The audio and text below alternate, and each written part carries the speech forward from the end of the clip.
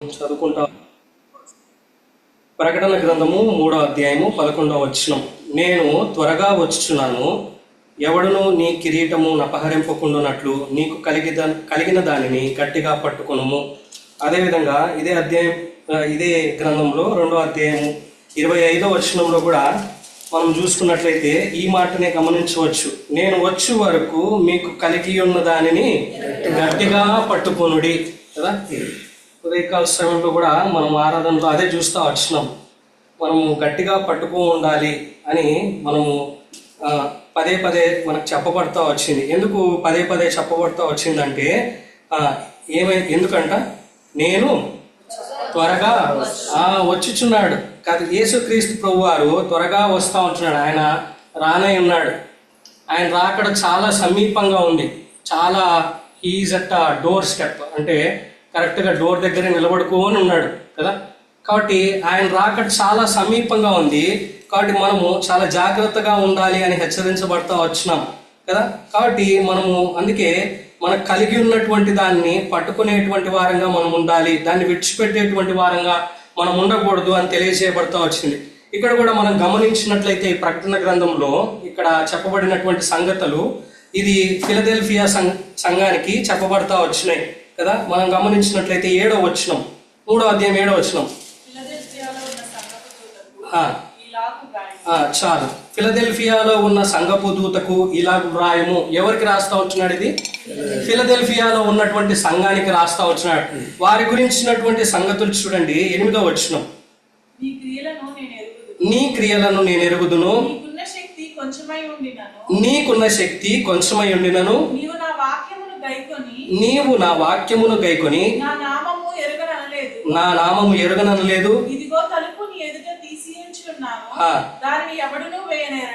తర్వాత 10వ వచనం.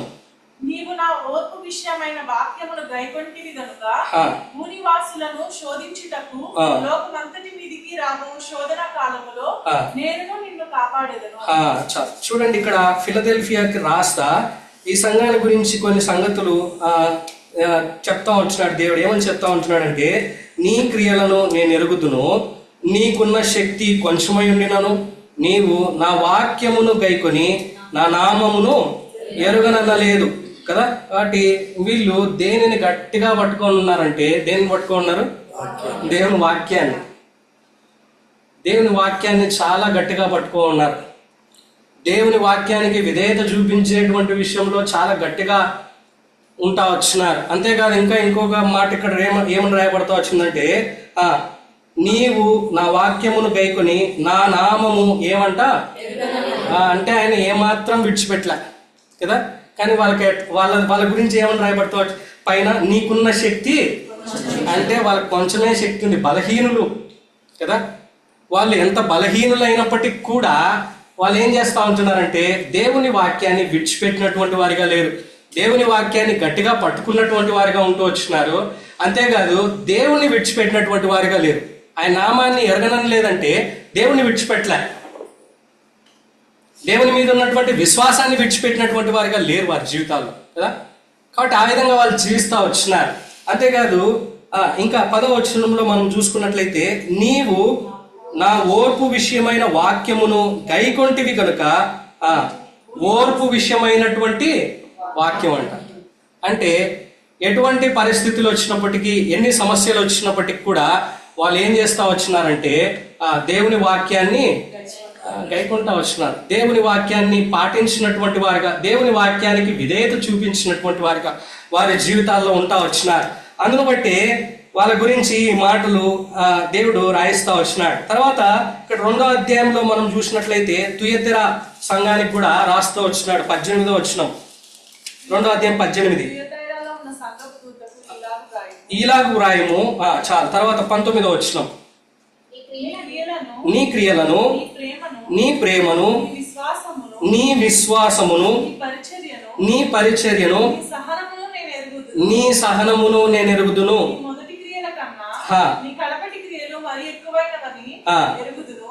చాలు. అందుకే వీళ్ళకి ఏం చెప్తా ఉంటున్నాడే, నేను వచ్చే వరకు మీకు కలిగి ఉన్న దానిని గట్టిగా. వీళ్ళు ఏం కలిగి ఉంటా వచ్చినారంటే నీ క్రియలు, వాళ్ళ క్రియలు చాలా చక్కగా ఉంటా వచ్చినాయి. కదా. అంతేకాదు నీ ప్రేమను దేవుని ఎందే ప్రేమ కలిగి ఉంటా వచ్చినాడు కదా.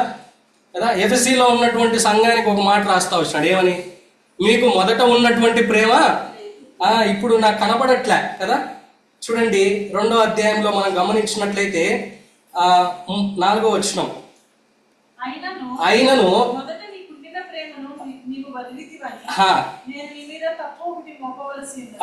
మొదట నీకుండినటువంటి ప్రేమ నీకు అంటే మొట్టమొదట్లో నీకున్నటువంటి ప్రేమ ఎవరి మీద? దేవుని మీద ఉన్నటువంటి ప్రేమ వాళ్ళకి ఏం లేదు, పోయింది. కానీ వీళ్ళైతే ఆ ప్రేమలో ఏమవుతా ఉన్నారు? ఆ ప్రేమని గట్టిగా పట్టుకున్నటువంటి వారుగా, గట్టిగా కలిగి ఉన్నటువంటి వారుగా ఉంటూ వచ్చినారు తేతరులో. అంతేగా తర్వాత ఏంటి? నీ విశ్వాసము కదా, వాళ్ళ విశ్వాసాన్ని కూడా వాళ్ళు గట్టిగా పట్టుకున్నటువంటి వారిగా ఉంటూ వచ్చినారు. అంతేకాదు నీ పరిచర్యను, నీ సహనమును కదా, ఇవన్నీ కూడా వాళ్ళు గట్టిగా కలిగి ఉంటా వచ్చినారు. కాబట్టి అందును బట్టి వాళ్ళకి ఏమని చెప్తా ఉంటున్నాడంటే, నేను వచ్చే వరకు మీకు కలిగి ఉన్న వాటిని గట్టిగా పట్టుకోండి. ఇప్పుడు మనకు కూడా దేవుడు చెప్తున్నటువంటి మాటలు ఏంటంటే, దేవుడు మనకి ఇచ్చినటువంటి వాటిని అన్నిటిని కూడా మనం ఏం చేయాలి? గట్టిగా పట్టుకోవాలి. We're not suppose to leave them. మనం వాటిని విడిచిపెట్టేటువంటి వారంగా మనం ఉండకూడదు. మనం వాటిని గట్టిగా పట్టుకునేటువంటి వారంగా మనం ఉంటున్నాలి. మనం కలిగి ఉన్నటువంటి వాటిని అన్నిటిని కూడా మనం పట్టుకునేటువంటి వారంగా మనం ఉంటున్నాలి. కలిగి ఉన్నటువంటి ఏంటి? ఈ లోక సంబంధమైనటువంటి కాదు. ఈ లోకంలో ఉన్నటువంటి డబ్బా, బంగారా, లేకపోతే ఇల్లా కాదు కదా. లోతు భార్య అయి కలిగి ఉండాలని, లేకపోతే వాటిని పట్టుకోవాలని అనుకుంటా వచ్చింది కదా. అందుకే ఏమైపోయింది? ఉప్పుస్తంభమైంది. ఎంతో నాశనం, నశించిపోయింది, మరణం వస్తూ వచ్చింది కదా. కాబట్టి మనకు కలిగి ఉన్నటువంటి వాటిని మనం పట్టుకునేటువంటి వారంగా మనం ఉంటున్నారు కదా. మనం గమనించినట్లయితే మనం ఏం కలుగుంటా వచ్చినామంటే, చూడండి ఎఫెసీయులకు రాసినటువంటి పత్రిక 2వ అధ్యాయం 8-9 వచనాలు మనకు తెలిసినటువంటి భాగం. మీరు విశ్వాసము ద్వారా కృపచేతనే రక్షింపబడి ఉన్నారు. ఇది మీ వలన కలిగినది కాదు, దేవుని వరమే. చాలు. కాబట్టి మనం ఇక్కడ గమనించినట్లయితే మనం కలిగి ఉన్నటువంటిది ఏది? రక్షణ. మొట్టమొదటిగా రక్షణ కదా. ఎట్లా వచ్చింది రక్షణ కదా? మీరు విశ్వాసము ద్వారా కృపచేతనే రక్షింపబడి ఉన్నారు. ఇది మీ వలన కలిగినది కాదు, దేవుని వరమే కదా. గాడ్స్ గిఫ్ట్ కదా. ఫ్రీగా ఇచ్చినాడు ఆయన మనకి. ఏంది? రక్షణ. కాబట్టి మనకి ఫ్రీగా రక్షణ ఇస్తా వచ్చినాడు. దేవుని వరం అది గాడ్స్ గిఫ్ట్. కాబట్టి మనం దానిని, అది మనమేదో చేసినటువంటి మంచి క్రియల వలన కాదు. అందుకే ఇక్కడ 9వ వచనంలో అది క్రియల వలన కలిగినది కాదు గనుక ఎవడునూ అతిశయపడా. కాబట్టి అది ఏదో మనం చేసినటువంటి మంచి కార్యాల వల్ల, లేకపోతే మనం చేసినటువంటి నీతి కార్యాల వల్ల ఏమాత్రము కూడా కాదు. అది కేవలం ఆయన కృప ద్వారానే, ఆయన ఉచితంగా నీకు నాకు దయచేసినటువంటి వాడిగా ఉంటూ వచ్చినాడు. కాబట్టి ఈ యొక్క రక్షణని మనం ఏం చేయాలంటే, మనం ఏం చేయాలి? గట్టిగా పట్టుకునేటువంటి వారంగా మనం ఉంటున్నాం కదా. ఆయన వచ్చేంత వరకు కూడా ఈ రక్షణని మనం గట్టిగా పట్టుకునేటువంటి వారంగా మనం ఉంటున్నాం. అనేక మార్లు మనం ఏం చేస్తాం? ఫ్రీగా వస్తే ఏం చేస్తాం? ఎగ్జాక్ట్లీ. ఫ్రీగా వస్తే చాలా విలువ ఉండదు, మనకు నెగ్లిజెన్సీ ఉంటుంది. అందుకే చూడండి హెబ్రీయులకు రాసినటువంటి పత్రిక 2వ అధ్యాయం 3వ వచనం.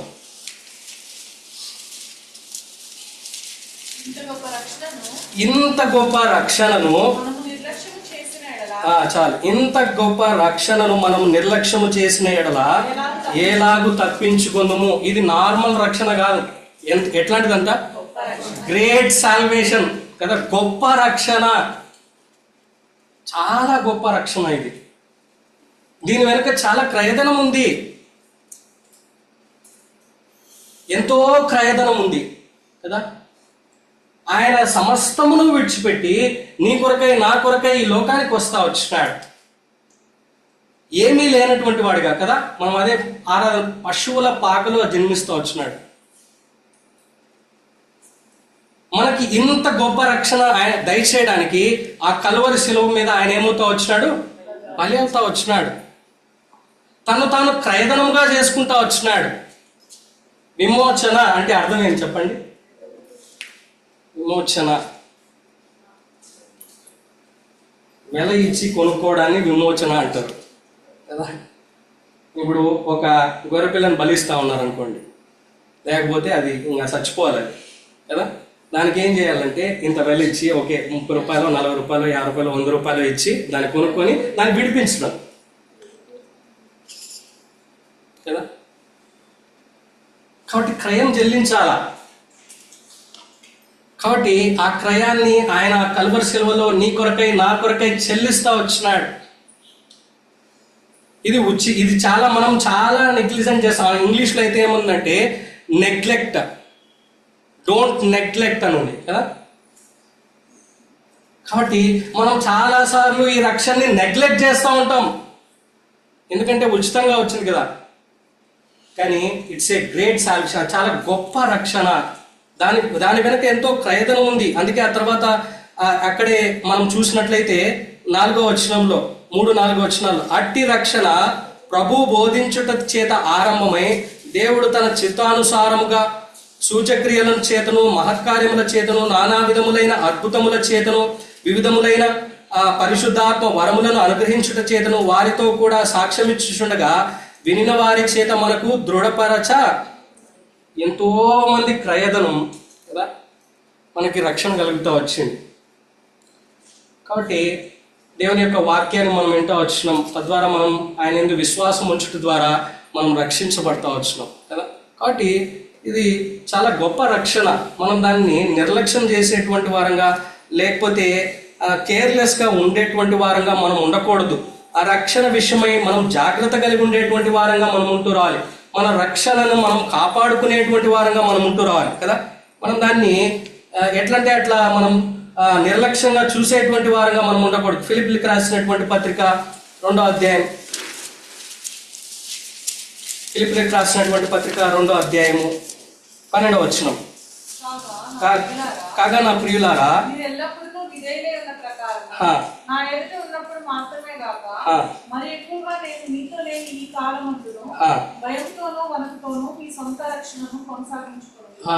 కాబట్టి మనం ఎట్లా ఈ రక్షణని పట్టుకొని ఉండాలంటే ఎట్లా ఉండాలంట? భయం ఉండాల.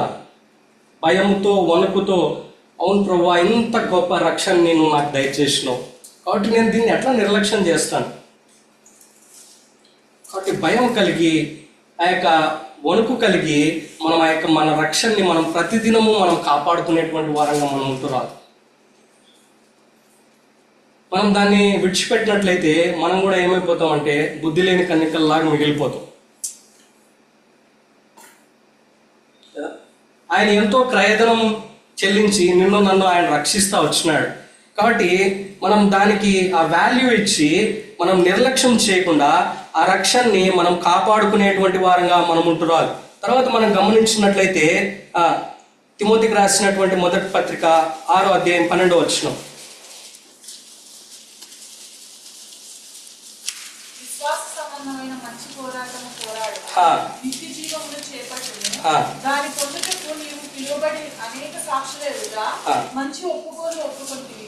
విశ్వాస సంబంధమైన మంచి పోరాడము నిత్య జీవమును చేపట్టుము, దాని పొందుటకు నీవు పిలువబడి అనేక సాక్షుల ఎదుట మంచి ఒప్పుకోలు.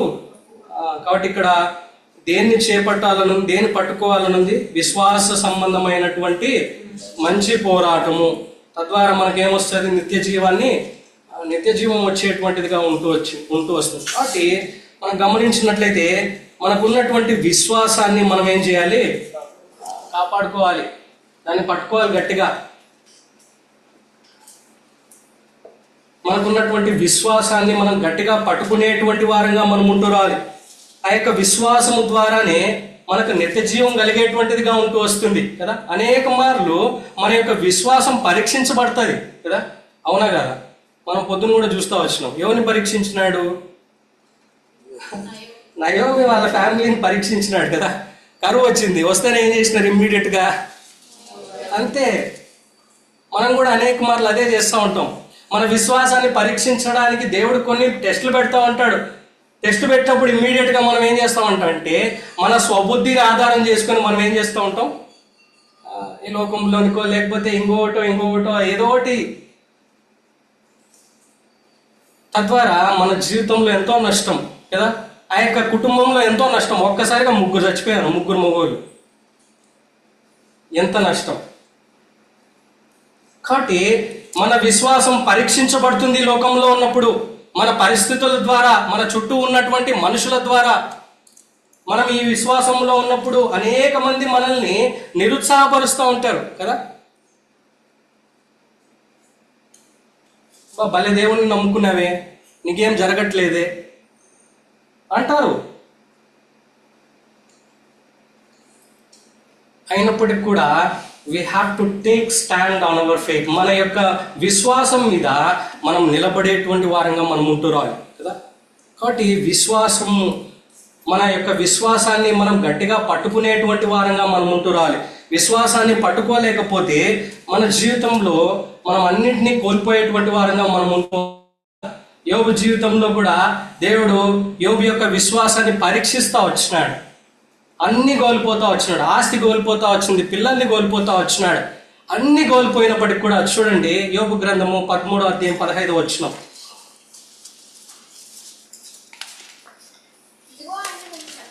ఇదిగో ఆయన నన్ను చంపినను, నేను ఆయన కొరకు కనిపెట్టుచున్నాను. చూడండి, ఇదిగో ఆయన నన్ను చంపినను, నేనేం చేస్తానంటే ఆయన విడిచిపెట్టను నేను కదా. కాబట్టి ఫిలదెల్ఫియాలో ఉన్నటువంటి సంఘం కూడా అదే చేస్తూ వచ్చింది. ఆయన యొక్క నామాన్ని విడిచిపెట్టినటువంటి వారిగా లేరు, ఆయన్ని విడిచిపెట్టినటువంటి వారిగా లేరు. నేను ఎరగను అని అనలేదు వాళ్ళు. పేతురే అన్నాడు, ఏమని అన్నాడు? నేను ఎరగను అన్నాడు. ఒకసారి కాదు, 3 సార్లు అన్నాడు. కానీ ఫిలదెల్ఫియాలో ఉన్నటువంటి సంఘం వాళ్ళు మాత్రం ఎటువంటి పరిస్థితులు వచ్చినప్పటికీ, విశ్వాసము వారి జీవితాల్లో పరీక్షించబడుతున్నప్పటికి కూడా వారు ఏం చేయలేదంటే దేవుణ్ణి ఎరగనలేదు, దేవుని హత్తుకొని జీవిస్తూ వచ్చినారు. ఆ యొక్క విశ్వాసంలో కొనసాగినటువంటి వారిగా ఉంటూ వచ్చినారు. నేను చచ్చిపోయినప్పటికి కూడా యోబు ఎంత గొప్ప మాట మాట్లాడుతూ వచ్చినారు చూడండి. నేను చచ్చిపోతున్నప్పటికీ, నేను చనిపోయినప్పటికి కూడా నేనేంటంటే ఆయన విడిచిపెట్టను కదా. ఎందుకు విడిచిపెట్టను అంటే నాకు ఆయన కావాలి, ఆయన మీద విశ్వాసం నేను కలిగి ఉంటాను. ఎందుకు చూడండి, హెబ్రీయులకు రాసినటువంటి పత్రిక 11వ అధ్యాయము 6వ వచనం. విశ్వాసము లేకుండా దేవునికి ఇష్టడై ఉండుట అసాధ్యము.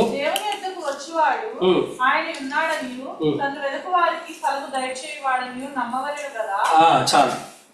కాబట్టి ఇక్కడ విశ్వాసము లేకుండా మనం ఏం చేయలేమంట, అది సింపుల్ థింగ్. మన జీవితంలో విశ్వాసం కోల్పోతే మనం దేవునికి ఇష్టలం కాదు, దేవునికి శత్రువులం అవుతాం. కాబట్టి అందుకే యోబు, నేను చచ్చిపోయినా కూడా నేనేం చేస్తూ ఉంటానంటే ఆయన ఎందుకు విశ్వాసం, ఆయన కొరకే కనిపెట్టుకుంటాను, ఆయన ఎందుకు విశ్వాసం ఉంచుతాను. నేను ఎప్పుడు కూడా అపనమ్మిక చూపించను. నా జీవితాల్లో ఎంత మటుకు పరీక్షించబడి ఎటువంటి పరీక్షలు రాని నేను ఆయన ఎందే విశ్వాసం ఉంచుతా, ఆయన్నే నేను కలిగి ఉంటాను అనేటువంటి విషయాలు ఆయన ఆయన చెప్తా వచ్చినాడు. కాబట్టి నా జీవితంలో కూడా మనకి ఆ యొక్క విశ్వాసాన్ని దేవుడు అనుగ్రహిస్తూ వచ్చాడు. ఆ విశ్వాసాన్ని మనం పట్టుకునేటువంటి వారంగా మనం ఉంటూ రావాలి. ఆ విశ్వాసాన్ని నేను కలిగి ఉండేటువంటి వారంగా మనం ఉంటూ రావాలి. అంతము వరకు మనం దాన్ని పట్టుకునేటువంటి వారంగా మనం ఉంటూ రావాలి. ఆయన త్వరగా రానై ఉన్నాడు. ఆయన వచ్చేంత వరకు మనం ఏం చేయాలి? ఆ విశ్వాసాన్ని పట్టుకునేటువంటి వారంగా మనము ఉంటూ రావాలి. అంతేగా తర్వాత మనం గమనించినట్లయితే చూడండి, ఇక్కడే మనం చూస్తా వచ్చినాం 3వ అధ్యాయంలో 8వ వచనంలో, నీవు నా వాక్యము కైకొని. వాళ్ళు ఏం చేస్తా వచ్చినారంటే ఆయన వాక్యాన్ని పట్టుకుంటా వచ్చినారు. ఆయన వాక్యాన్ని పట్టుకుంటా వచ్చినారు. కాబట్టి మనం ఏం చేయాలంటే ఆయన వాక్యాన్ని పట్టుకునేటువంటి వారంగా మనం ఉంటున్నాం కదా. పట్టుకోవడం అంటే ఏంది చూడండి, యెహోషువ గ్రంథము 1వ అధ్యాయం 8వ వచనం.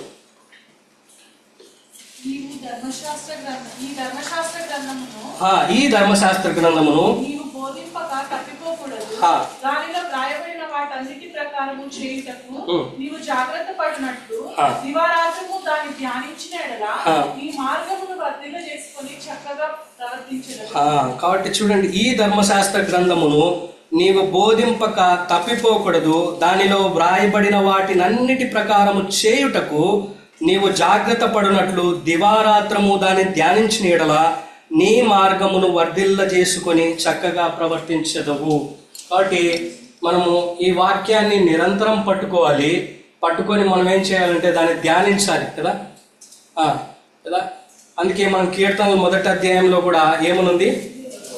యెహోవా ధర్మశాస్త్రమును ధ్యానించువాడు ధన్యుడు కదా. ఆయన వాక్యాన్ని దివారాత్రములు ధ్యానించే వాళ్ళు ధన్యులంట. కాబట్టి మనం కూడా ఏం చేయాలంటే ఆ వాక్యాన్ని పట్టుకొని ఉండాలంటే ఆయన యొక్క వాక్యాన్ని దివారాత్రములు మనం ధ్యానించేటువంటి వారంగా మనం ఉంటున్నాం. అంతేకాదు ధ్యానించినటువంటి దాన్ని మనం ఏం చేయాలా? వాటి ప్రకారంగా జీవించాలా. ఫిలదెల్ఫియాలో ఉన్నటువంటి సంఘం అది చేస్తూ వచ్చింది. ఆయన వాక్యానికి విధేయత చూపిస్తూ వచ్చింది. ఆ వాక్యానుసారంగా నడుచుకుంటూ వచ్చినారు. వాక్యాన్ని విన్నారు, వాక్యాన్ని ధ్యానించినారు, వాక్యం ప్రకారంగా జీవిస్తూ వచ్చినారు వారి జీవితాలు. కాబట్టి మనం కూడా వాక్యాన్ని అనుసరించి మనం నడుచుకునేటువంటి వారంగా మనం ఉంటున్నాం. అనేక సార్లు మనకు వాక్యం చెప్పబడుతూ వచ్చింది, కానీ మనము తిరిగి మళ్ళీ కూడా మనము దాన్ని గైకొనేటువంటి విషయంలో మనం అనేక మార్లు తప్పిపోతా వస్తూ వచ్చాం. వాక్యం విషయమే మనం చాలా జాగ్రత్తగా ఉండాలి. ఈ దినాల్లో కదా, చాలా జాగ్రత్తగా ఉండాలి. అనేక రకాలైనటువంటి తప్పుడు బోధలు వస్తూ ఉంటున్నాయి. ఇక్కడ రాసినటువంటిది కూడా అదే, నిన్ను గూర్చియు నీ బోధన గూర్చియు జాగ్రత్తగా కలిగి ఉండుము అని ఉంది ఇక్కడ. We have to be very careful. మనం వినేటువంటి వాక్యం విషయంలో మనం ఏం వింటా ఉన్నామో అనేక రకాలైనటువంటి తప్పుడు బోధలు వస్తూ ఉంటున్నాయి. కాబట్టి వాటి విషయంలో మనం చాలా జాగ్రత్త కలిగి ఉండేటువంటి వారంగా మనం ఉంటున్నాం. తిమోతికి రాసినటువంటి 2వ పత్రికలో మనం గమనించినట్లయితే 4వ అధ్యాయము 2, 3, 4 వచనాలు మనకు తెలిసినటువంటి భాగమే. 4వ అధ్యాయం 2, 3, 4 వచనాలు. వాక్యమును ప్రకటించుము, సమయమందును అసమయమందును ప్రయాసపడము, సంపూర్ణమైన దీర్ఘశాంతముతో ఉపదేశించుచు ఖండించుచు గద్దించుము, బుద్ధి చెప్పుము. ఎందుకనగా జనులు హితబోధను సహింపక దురద చెవులు గలవారై తమ స్వకీయ దురాశలకు అనుకూలమైన బోధకులను తమ కొరకు పోగు చేసుకొని సత్యమునకు చెవినీయక కల్పనా కథల వైపునకు తిరుగు కాలము అది వచ్చింది ఆల్రెడీ కదా. కొంతమంది ఉత్త స్టోరీలే చెప్తారు.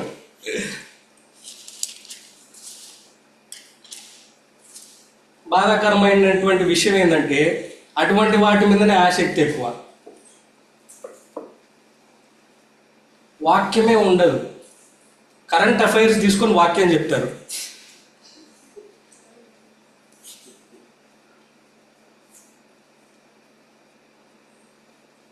చాలా బాధాకరమైనటువంటి విషయం. కాబట్టి మనము చాలా జాగ్రత్తగా ఉండాలి. మనం ఎటువంటి వాటికి ఉండాలంటే చూడండి, 2వ వచనంలో సంపూర్ణమైన దీర్ఘశాంతముతో ఖండించుము, గద్దించుము, బుద్ధి చెప్పు. ఇటువంటి వాక్యానికి మనము ఏం చేయాలా? మగ్గు చూపించాలి. ఖండించేటువంటి వాక్యం కావాలి మనకి, బుద్ధి చెప్పేటువంటి వాక్యం మనకు కావాలి కదా, గద్దించేటువంటి వాక్యం మనకు కావాలి. కాబట్టి అటువంటి వాక్యంని మనం పట్టుకునేటువంటి వారంగా మనం ఉంటున్నాం. మనం కూడా దురద చెవులు కలిగి కల్పనా కథలను మనం పట్టుకున్నామంటే మన జీవితం కూడా ఒక స్టోరీ అవుతుంది. వేరే వాళ్ళు చెప్తారు ఆ స్టోరీ.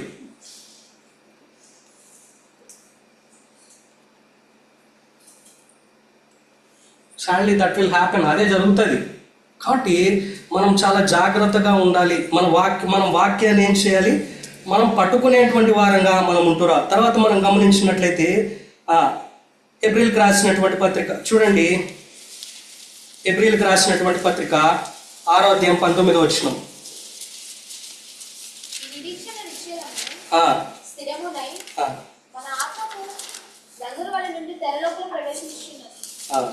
ఈ నిరీక్షణ ఎట్లుందంట?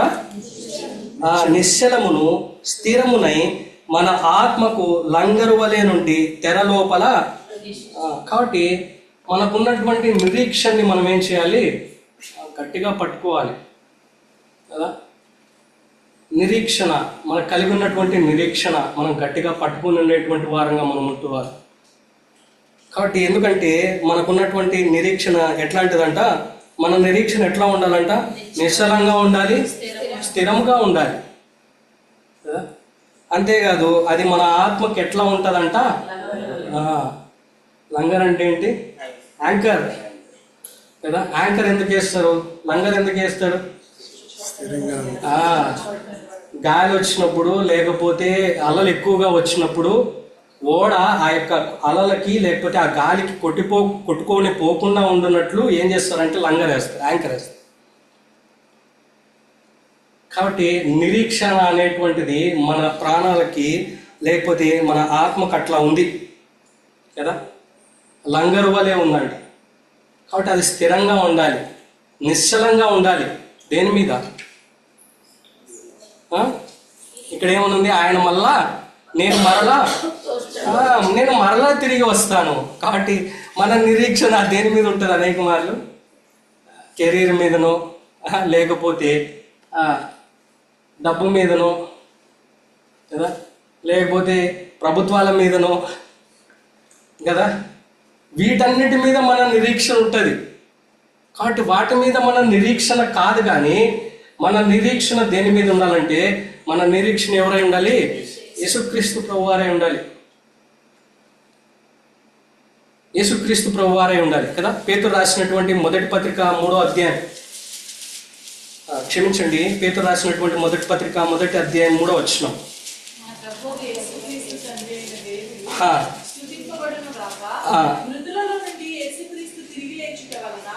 జీవముతో కూడిన నిరీక్షణ మనకు కలుగునట్లు, అనగా అక్షయమైనదియు నిర్మలమైనదియు వాడబారనిదియునైన స్వాస్థ్యము మనకు కలుగునట్లు ఆయన తన విశేష కనికరము చొప్పున మనలను మరలా జన్మింపజేసెను. చూడండి, యేసుక్రీస్తు తిరిగి లేచుట వలన మనకేమొచ్చిందంట, జీవముతో కూడినటువంటి నిరీక్షణ. కింద జీవము గల నిరీక్షణ ఉంది, లివింగ్ హోప్.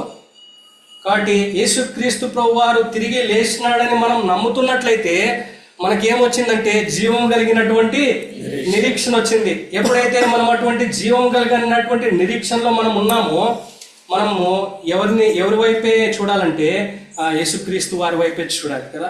అబ్రహాం తన జీవితంలో దేవుడు అబ్రహాంకి ఏం చేస్తా వచ్చినాడు, ఒక వాగ్దానం ఇస్తా వచ్చినాడు. ఏమని చేస్తా వచ్చాడు, నీకు నేను కుమారుణ్ణి ఇస్తాను అని చెప్తా వచ్చినాడు కదా. 25 సంవత్సరాలు ఎదురు చూసినాడు, 25 సంవత్సరాలు,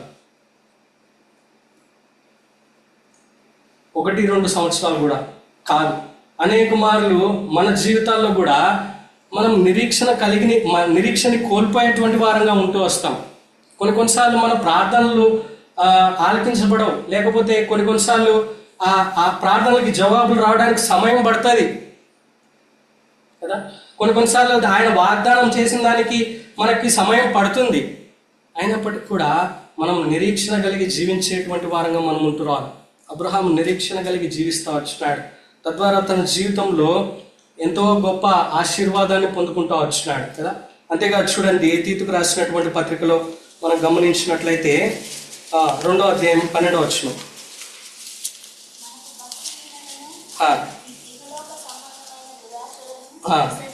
విసర్జించి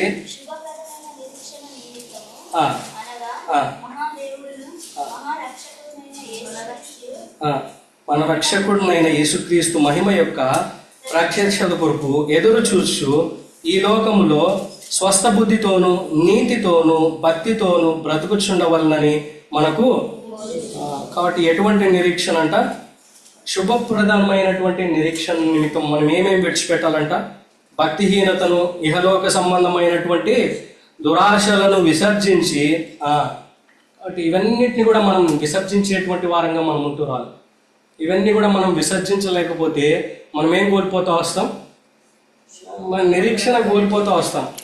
ఆ యొక్క లివింగ్ హోప్ కదా, జీవము కలిగినటువంటి ఆ నిరీక్షణ, శుభప్రదమైనటువంటి ఆ నిరీక్షణ, ఆ యొక్క నిరీక్షణ మనం ఏ విధంగా కోల్పోతూ వస్తామంటే ఈ లోక సంబంధమైనటువంటి దురాశల వలన కదా, మన భక్తిహీనత వలన వాటిని మనం కోల్పోయేటువంటి వారంగా మనం ఉంటూ వస్తాం కదా. కాబట్టి మన నిరీక్షని మనం ఎప్పుడు కూడా కోల్పోయేటువంటి వారంగా మనం ఉండకూడదు. మన నిరీక్షని మనం పట్టుకునేటువంటి వారంగా మనం ఉంటురాదు. ఆ విధంగా అంతం వరకు కూడా మనము నిరీక్షణ కలిగి జీవించేటువంటి వారంగా మనం ఉంటురాదు. ఆయన వస్తాడు, నా కొరకు రానే ఉన్నాడు, సదాకాలము ఆయనతో కూడా నేను ఉంటాను, యుగ యుగాలు నేను ఉంటాను అనేటువంటి నిరీక్షణ మనం కలిగి ఉండాలి కదా. తర్వాత మనం గమనించినట్లయితే పరిశుద్ధతను పవిత్రతను కూడా మనము ఏం చేయాలంట, మనం పట్టుకునేటువంటి వారంగా మనం ఉంటాం. కొరింథీయులకు రాసినటువంటి మొదటి పత్రిక 1వ అధ్యాయం 2వ వచనం. కొరింథీయులో ఉన్న దేవుని సంఘము అనగా క్రీస్తు యేసునందు పరిశుద్ధపరచబడిన వారై పరిశుద్ధులుగా ఉండుటకు పిలువబడిన వారికి మనకును ప్రభువుగా ఉన్న మన ప్రభువైన యేసుక్రీస్తు నామమున ప్రతి స్థలములో ప్రార్థించు వారికి అందరికీ శుభమని చెప్పి వ్రాయినది. చాలు చూడండి, ఇక్కడ మనం గమనించినట్లయితే క్రీస్తు యేసునందు పరిశుద్ధపరచబడిన వారే పరిశుద్ధులుగా ఉండుటకు, మనం పరిశుద్ధులుగా ఉండడానికి మనం పిలువబడతా వచ్చినాము. మనం క్రీస్తు యేసులో ఏమవుతా వచ్చినాము, అది ఆయన మనకు పరిశుద్ధతను ఇస్తా వచ్చినాడు, పవిత్రతను ఇస్తా వచ్చినాడు కదా. ఆ పరిశుద్ధతను పవిత్రతను మనం ఏం చేయాలంటే కాపాడుకునేటువంటి వారంగా, పట్టుకునేటువంటి వారంగా మనం ఉంటున్నాం కదా. ఇంకే ఉదయకాల సమయంలో మనం చూస్తూ వచ్చినాం, రూత్ ఏం చేస్తూ వచ్చింది, తన పవిత్రతని అది ఆ పక్కకి ఈ పక్కకు పోలే, ఎక్కడుంది, బోయజు దగ్గరే ఉంది కదా. మనం కూడా ఎక్కడ ఉండాలా, యేసుక్రీస్తు ప్రభువారి దగ్గరే ఉండాలా. కాబట్టి ఎప్పుడైతే మనం యేసుక్రీస్తు ప్రభువారి దగ్గరనే, యేసుక్రీస్తు ప్రభువారితో కూడా నడుస్తూ ఉంటామో, ఆయన చూస్తూ ఉంటామో, అప్పుడే మనం ఎట్లా జీవిస్తామంటే పరిశుద్ధంగా మనం జీవించగలం, పవిత్రంగా మనం జీవించగలం. కాబట్టి మన పరిశుద్ధతని పవిత్రతని మనం పోగొట్టుకునేటువంటి వారంగా మనం ఉండకూడదు, దాన్ని పట్టుకునేటువంటి వారంగా మనం ఉంటూ రావాలి. ఎందుకంటే చూడండి, హెబ్రీయులకు రాసినటువంటి పత్రిక 12వ అధ్యాయం 14వ వచనం.